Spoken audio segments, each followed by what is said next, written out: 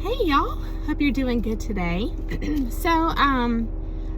I decided to try and pull some inspiration from some of my books, and it's always fun when I when I attempt to do that because it's preferable when I have an idea that just comes to me, right? Because then it's like it's less work, and I have particular points within that greater main point that I can go and research, and it's kind of like I can fully develop a pretty extensive message off of the bits and pieces. And so when I don't have that starting point and I'm just searching and looking for the starting point, it surprises me sometimes. And that's what happened today. And so what seemed to be topics and information that just felt way out there and unrelated, it's kind of like the further I kept reading and processing, the more everything started to come together, and it just further amplifies. And I've shared this with y'all before, this belief that I have from my experience, all my different experiences, that it feels like everything's related sometimes. And it's just really interesting. And so I have a lot that I can share with you. I've tried to whittle it down. I've got several pages of notes, and hopefully I won't go too far off on a tangent, because a lot of what I read was really interesting. So the inspiration that I'm pulling today is from this book here by Joseph Campbell, The Hero with a Thousand Faces, and we'll get into that. I'm going to read a little bit from it in just a minute. So the overarching theme here for today's message is basically that, there's a difference, and I know that y'all know this, like we all know this, but to just be intentionally conscious of it is all the difference in the world, okay? And that is the difference between approaching life via an active manner versus passive manner. Huge difference. And with that kind of mindset, you can just go about your day or week or whatever with that in your mind, and you'll probably find it interesting to see all the different ways that theme applies to life, right? Approaching life actively or passively. And so let's dive into that today, because it's going to be related specifically to discernment and our awareness and our protection, navigating this life with the awareness that there are people with bad intentions, right?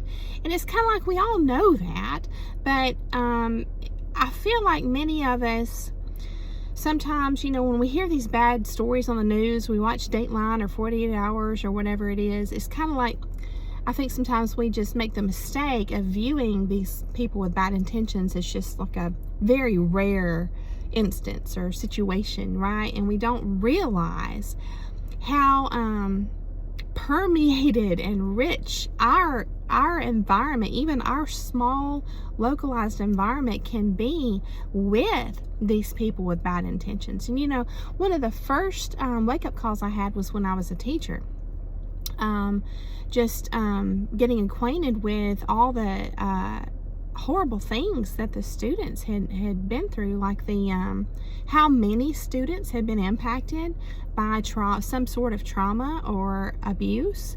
It was shocking to me, just in that small little district. And so I have family members that work in law enforcement, and they, it's the same thing for them. It's like we all know that evil exists in the world, but it's another wake-up call. It's another level of waking up to realize that it's not rare. And so, and then I think also we fool ourselves. We like to fool ourselves into thinking that we would be able to detect it in a person. You know what I mean? But you can't. You truly can't. And so because of that, it can insidiously and just in a really sneaky and subtle manner infiltrate our personal life. And so those of us who have been through psychological abuse, control, manipulation, we understand this on a personal level now. And our efforts now, many of us, are geared towards trying to wake other people up to make sure that they don't go through these kind of experiences that we did, and also to continue, our intention is also to continue our own growth with regards to awareness, just to be sure that, you know, our discernment is sharp and that we truly are operating every day with this armor of protection, right, which is our awareness. So with all that in mind, let's dive into the content today. So all right, to me it's very interesting, right, to look into old belief systems that have been around forever, like historic myths and folklore, and especially to find the major underlying themes, because the themes always point to a lot of the same struggles and experiences that we all face just in this human experience. So there is significance, right? Even throughout the ages, there's still significance. And here's what's interesting, right? When we're you know, scouring all this information, these stories and everything, and we're finding similarities and patterns, and we start to stumble upon what feels like answers to these big questions about life that we've had all along. We have to be careful in our seeking that, you know, when we're finding answers, are they the right answers or are they just answers? Because sometimes something can be so appealing when we run across some information or we connect dots and we're like, oh, that makes sense.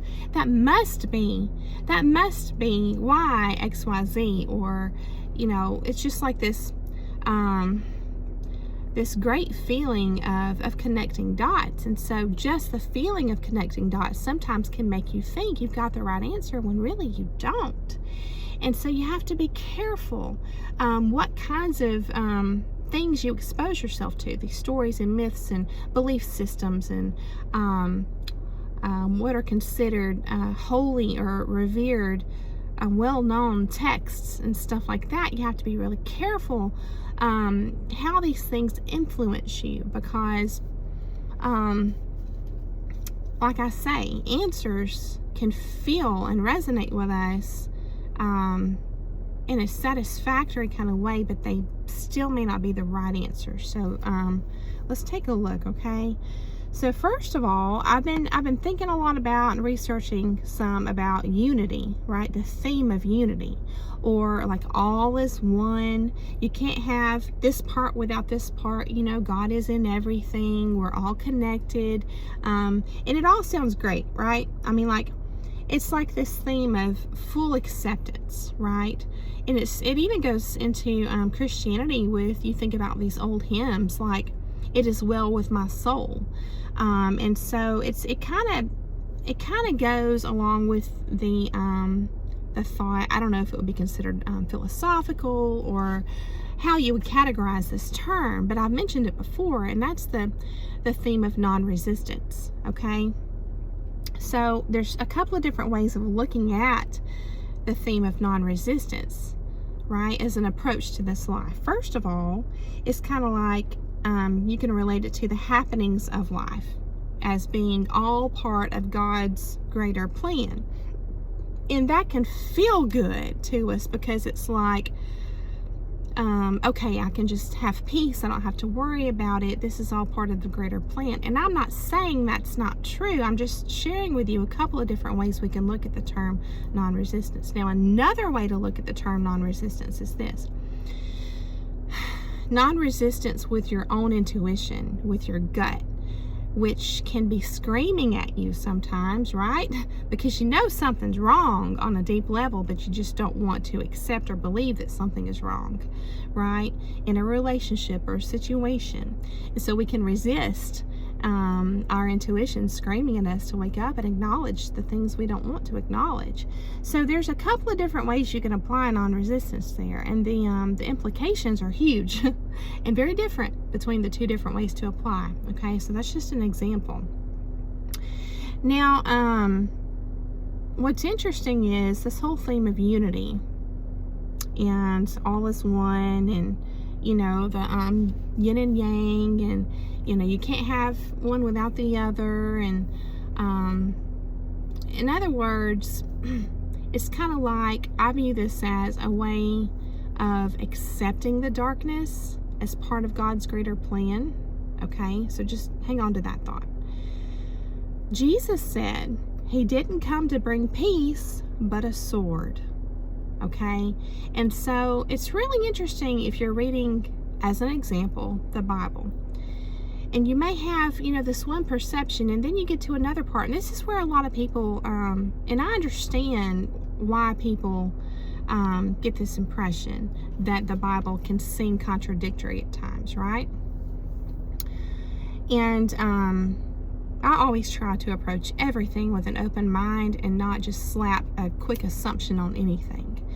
I also like to try and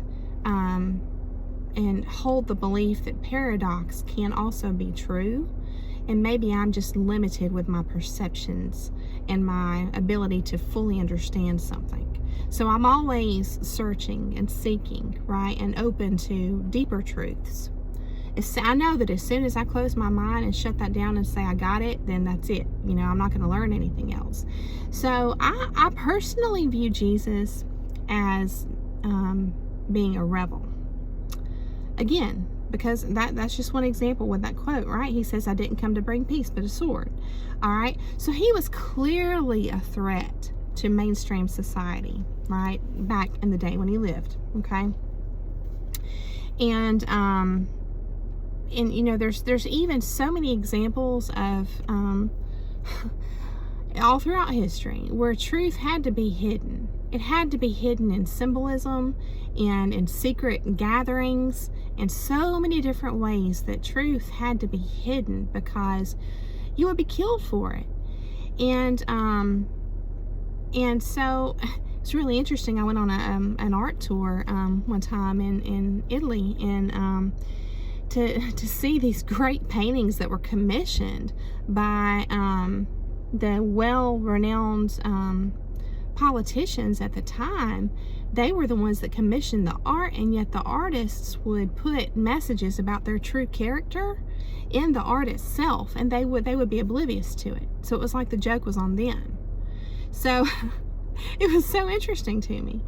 But yeah, truth a lot of times has to be hidden. Even in the Bible, it's the truths are in parables. It talks about you need to have the eyes to see and the ears to hear, and I once was blind, but now I see. There's a verse, I'll have to look for it, which talks about how it's intentionally veiled. The truth within the Bible is intentionally veiled, except to those that it's meant to reach.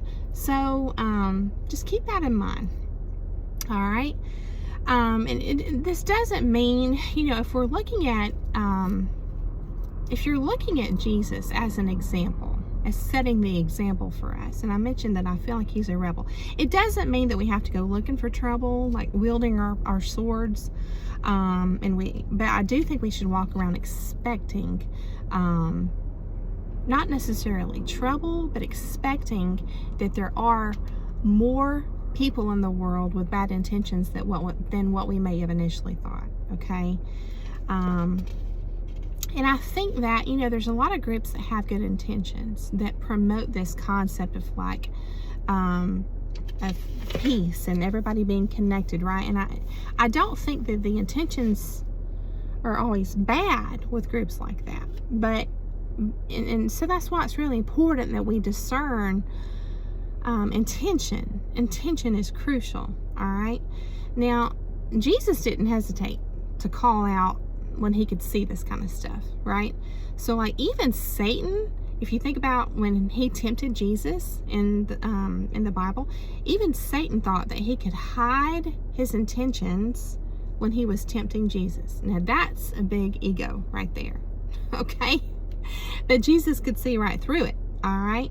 And in his mind, it wasn't like all one. In his mind, it was, you either serve this father or that father. And he even would say, just go on and worship your father, the devil, right? Satan. So it's like he would call that kind of stuff out. All right. He was not afraid of being alone or of standing alone to represent truth. So that's crucial. That's crucial. That's why we have to do, all of our healing. We have to try and become self-aware. So important, so that we don't have all these different stumbling blocks that have been created from our experiences from trauma, that hold us back from being strong enough to stand for truth, even if it means standing alone. You know what I mean? Now, all right. So when we're researching and we're feeling really good about connecting dots, and we start to feel, more peace in our life, which is just a natural result from getting away from manipulative people. It really is. You're going to have almost an immediate sense of peace when you get yourself free from a bad situation, right? But we just have to be careful that we don't turn this into a philosophy in life of, everything is just all great. And because we can trip ourselves up and actually get caught up in our own mind funk, just tricking ourselves into thinking it's all good. And because of that, we can wind up lowering our guard and not even realizing we're doing it, right? Because the whole time, if we're doing that, we're tripping. And we're, evil just goes on. It goes on, right? Remember, the greatest lie the devil ever told was convincing the world he didn't exist. So, to stay aware and conscious of evil and people with bad intentions is crucial. And it's not fun to do, but it's very crucial. Now, I want to share with you, in relation to this, I'm going to read a little bit out of this book I was showing you, Joseph Campbell's book, The Hero with 1,000 Faces. So let's take a look at this. All right, so this section is called Apotheosis, and it's in the chapter called Initiation. And remember, I've mentioned the hero's journey. That's all related to Joseph Campbell's work, and I will continue to do some research on that and try to see, if I can get some further insights into the bigger picture here. I always want to admit that there's more to learn, and please don't ever accept anything I present to you as just absolute truth. I just encourage you to find that for yourself. And so I'm just, again, my intentions are always just to get the wheels turning, and that's it. Because I'm always learning more and growing myself. So let's go ahead and read this little part here, okay? It says, so God created man in his own image. In the image of God created he him. Male and female created he them. The question may arise in the mind as to the nature of the image of God, but the answer is already given in the text and is clear enough. When the Holy One, blessed be he, created the first man, he created him androgynous. The removal of the feminine into another form symbolizes the beginning of the fall from perfection into duality, and it was naturally followed by the discovery of the duality of good and evil, exile from the garden where God walks on earth, and thereupon the building of the wall of paradise, constituted of the coincidence of opposites, by which man, now man and woman, is cut off from not only the vision but even the recollection of the image of God.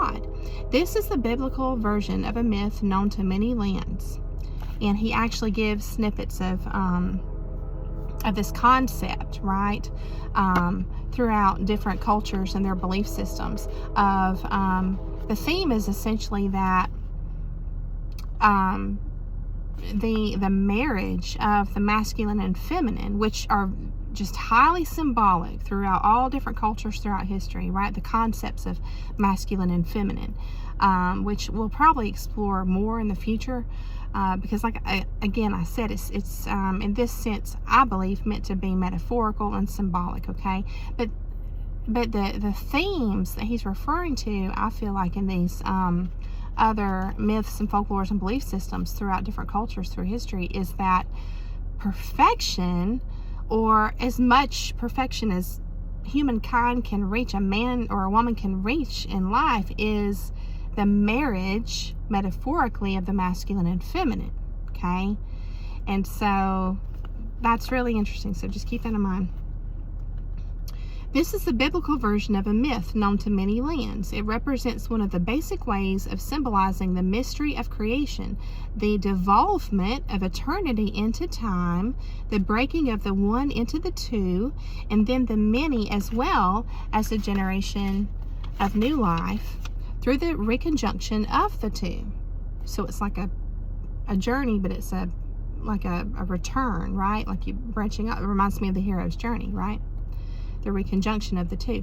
This image stands at the beginning of the cosmogonic cycle, and with equal propriety at the conclusion of the hero task, at the moment when the wall of paradise is dissolved, the divine form found and recollected, and wisdom regained. So I'm not going to take this in the direction that the book is going to take all of this. Let me just share with you my thoughts on that.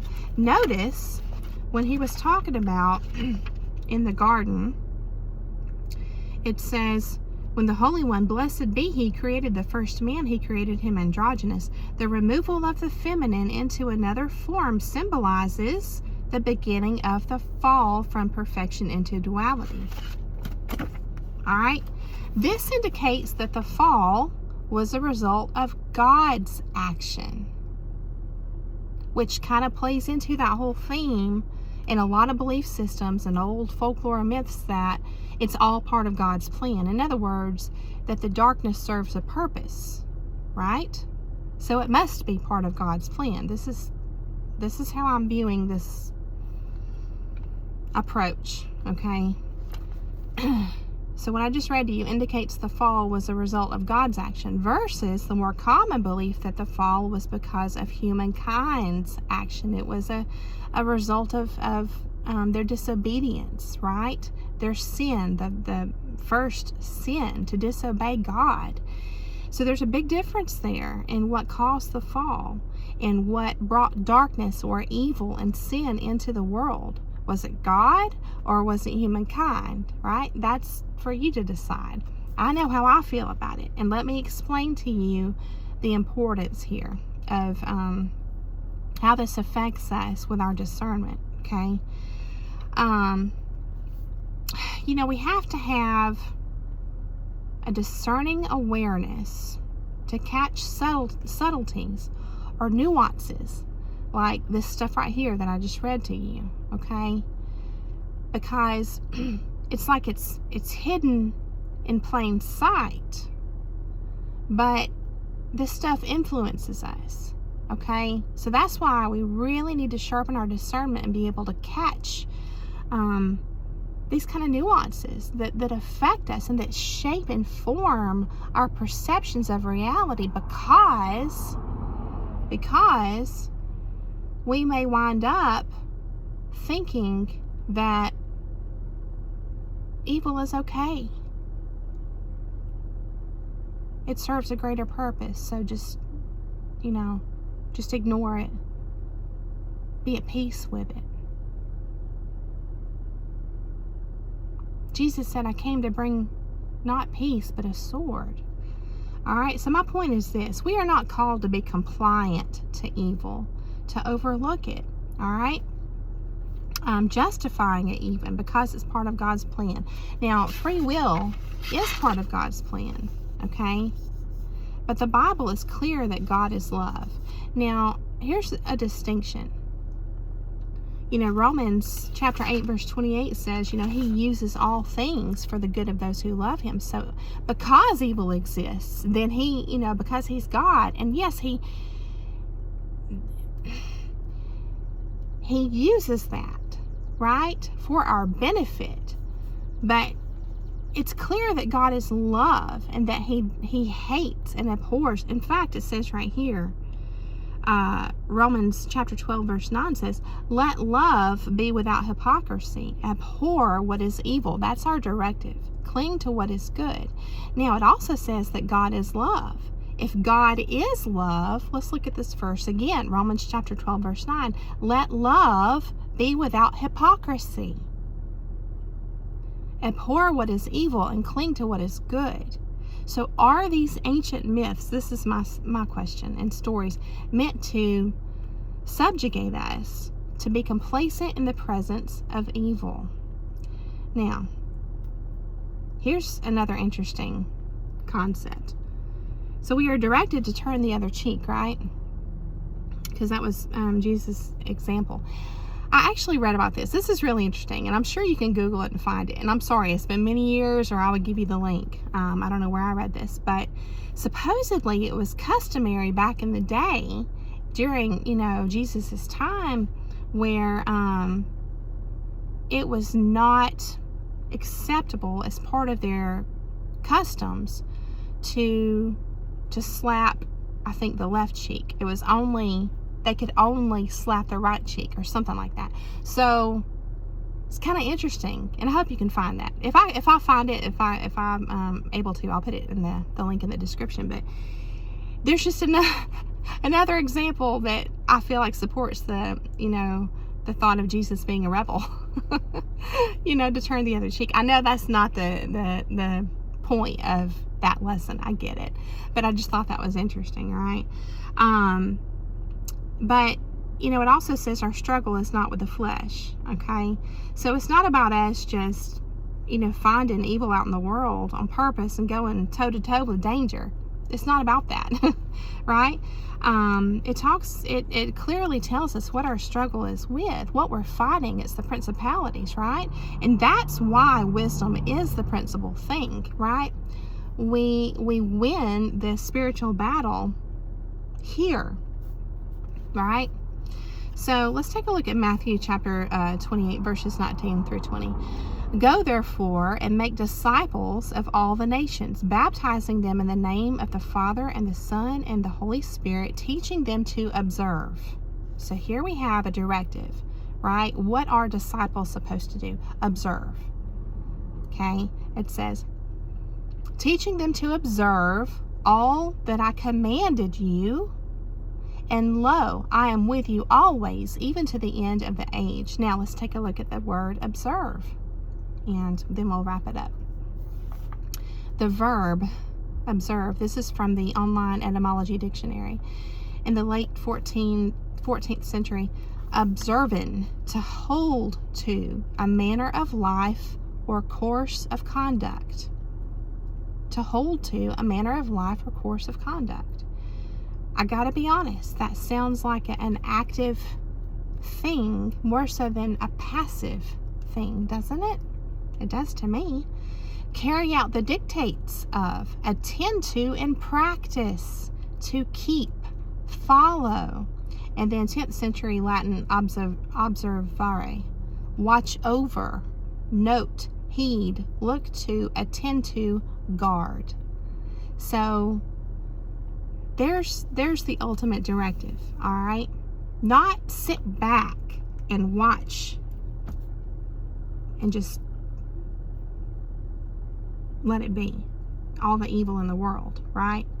But we are supposed to be active in our engagement in this reality with regard to evil. But again, it's not physical in a toe-to-toe battle. It's here.